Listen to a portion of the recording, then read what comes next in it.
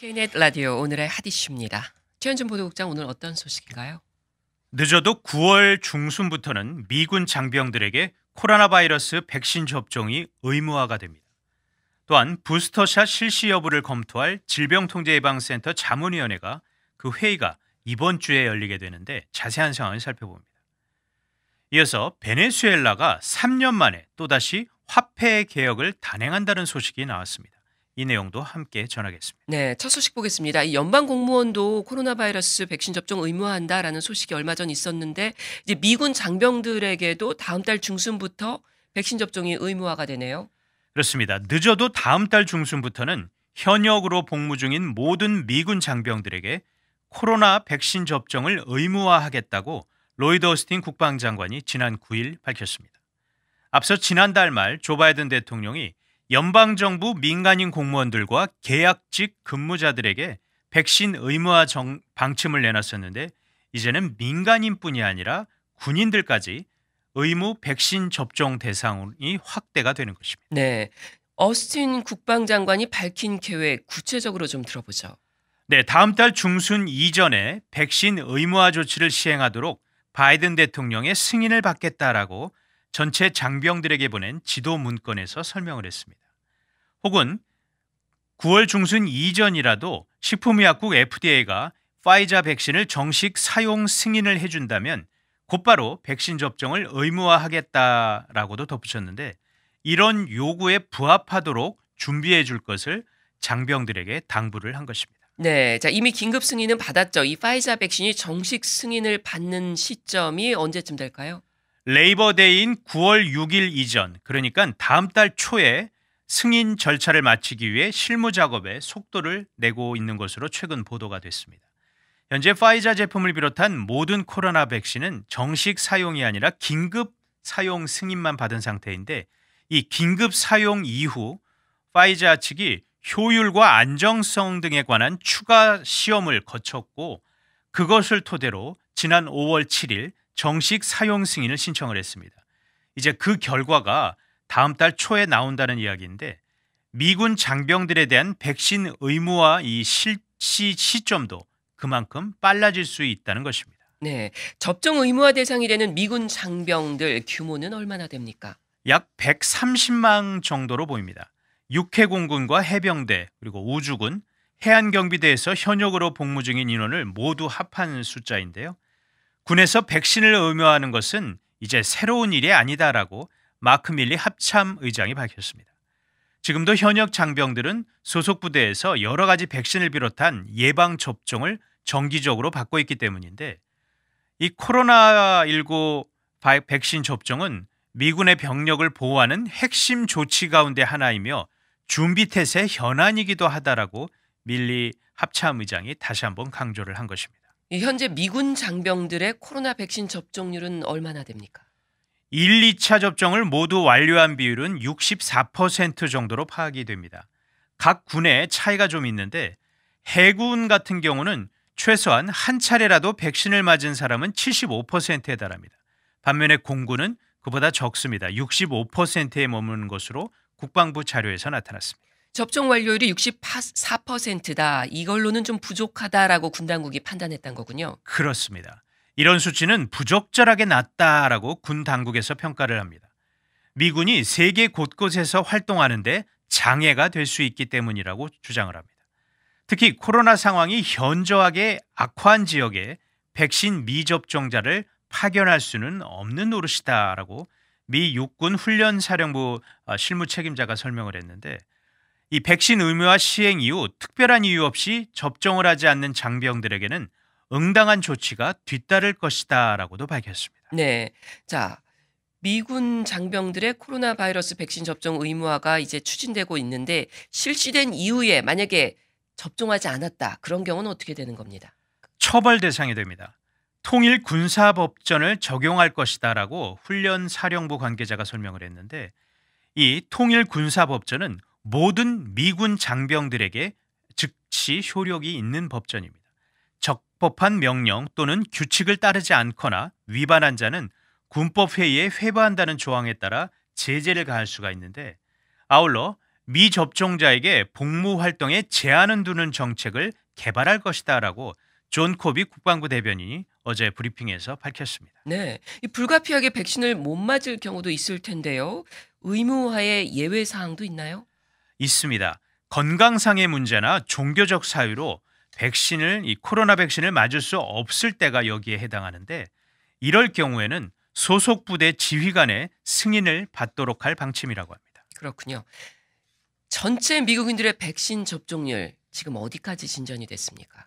네, 어제의 기준 18세 이상 성인 가운데 한 차례라도 백신을 맞은 사람은 약 71%를 기록하고 있습니다.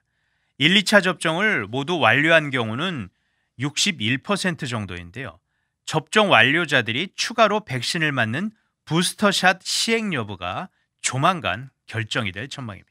이 부스터샷 시행 여부는 어디서 어떻게 결정이 되나요? 네, 질병통제예방센터 CDC 자문기구인 예방접종자문위원회가 맡게 됩니다. 소속 전문가들이 바로 오는 금요일 13일에 회의를 여는데, 여기서 부스터샷을 시행하기로 결정이 나면 모든 미국인들이 그 대상이 됩니다. 그래서 노약자들을 비롯해 면역 체계가 손상된 사람들에 대해서 우선 실시할 가능성도 지금 일각에서는 거론이 되고 있습니다. 네, 잘 들었습니다. 다음 소식 보겠습니다. 이 베네수엘라가 또 화폐 개혁을 단행한다는 소식이네요. 네, 살인적인 인플레이션, 물가 상승에 시달리고 있는 베네수엘라가 3년 만에 또다시 화폐 개혁을 단행합니다. 베네수엘라 중앙은행은 오는 10월 1일부터 화폐 액면을 절하하는 화폐 개혁을 시행한다라고 공표를 했습니다. 이 어떤 식으로 화폐를 또다시 개혁하는 겁니까? 네, 현재 베네수엘라의 화폐 단위가 볼리바르입니다. 지금의 100만 볼리바르가 1볼리바르가 되는 것입니다. 그러니까 0이 6개가 빠지는 것입니다. 현재 베네수엘라의 최고액권은 100만 볼리바르인데, 오는 10월 화폐 개혁이 시행이 된다면 이 100볼리바르 신권이 최고액권이 되는 것입니다. 그 가치는 현 화폐 단위로 따지자면 1억 볼리바르에 해당하는 것입니다. 네, 뭐 공이 6개나 빠지는 건데 화폐 개혁 단행하게 되면 통화 명칭도 바뀌게 되는 건가요? 그렇습니다. 베네수엘라 중앙은행은 현재의 정식 명칭 볼리바르 소베라노에서 10월부터는 볼리바르 디지털로 바뀌게 된다라고 발표했습니다. 자, 이 베네수엘라가 화폐 개혁 단행하는 게 10여 년 만에 벌써 세 번째 아닌가요? 그렇습니다. 정상적인 국가에서는 있을 수가 없는 일인데요. 베네수엘라의 좌파 정권이 들어선 이래 이번이 세 번째입니다. 2008년 우고 차베스 전 대통령은 베네수엘라의 화폐 단위에서 이 0을 3개를 뺐습니다. 그래서 1000대 1의 화폐 개혁을 단행을 했었고, 그 후임으로 들어선 니콜라스 마두로 현 정부도 지난 2018년 0을 5개나 빼면서 10만 대 1의 화폐 개혁을 단행을 했었습니다. 네. 자, 현재 베네수엘라의 물가 살인적인 수준이라고 했잖아요. 예를 들면 어느 정도인 건가요? 조금 이해가 좀 쉽게 설명을 드리겠습니다. 실제 예를 들어보겠습니다. 현재 100만 볼리바르 지폐 7장을 가져도 5리터짜리 물 한 병도 살 수 없는 형편입니다. 아, 더구나 100만 볼리바르 이 지폐를 사실상 시중에서 보기도 어려운 상황이라고 합니다. 베네수엘라는 공식적으로 국가 차원에서 물가 상승률을 발표하지 않고 있는데, 블룸버그 통신이 지난 1년간 베네수엘라의 물가 상승률은 무려 2,575%에 달한다고 최근 전했습니다. 그런데 이것도 두 번째 화폐 개혁을 단행했을 무렵인 지난 2018년 100만 %에 비하면 많이 나아진 것이라고 합니다. 네. 상당히 심각하네요. 베네수엘라 한때 남미의 부국이었잖아요. 그렇죠. 베네수엘라는 사우디아라비아나 이란 같은 대표적인 산유국보다도 원유 매장량이 더 많은 나라입니다. 네. 미국 에너지 정보국 EIA 집계에 따르면 채굴이 가능한 베네수엘라의 원유가 전 세계의 5분의 1에 달한다고 조사를 했습니다.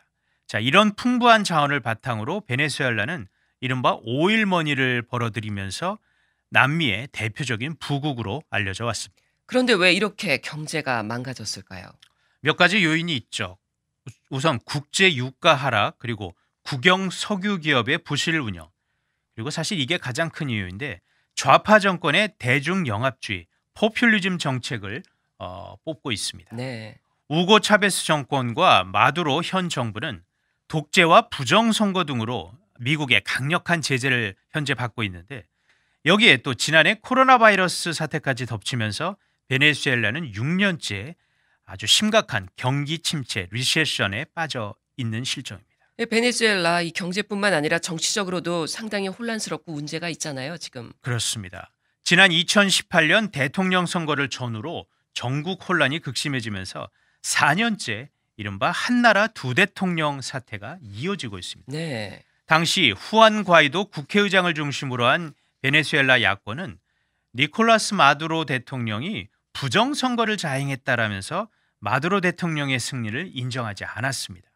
하지만 이에 대해 니콜라스 마두로 대통령은 이 후안 과이도 의장 체포를 지시를 했고, 그 이후 이제 베네수엘라 정국이 상당한 위기로 치달았고 현재까지도 이어지고 있습니다.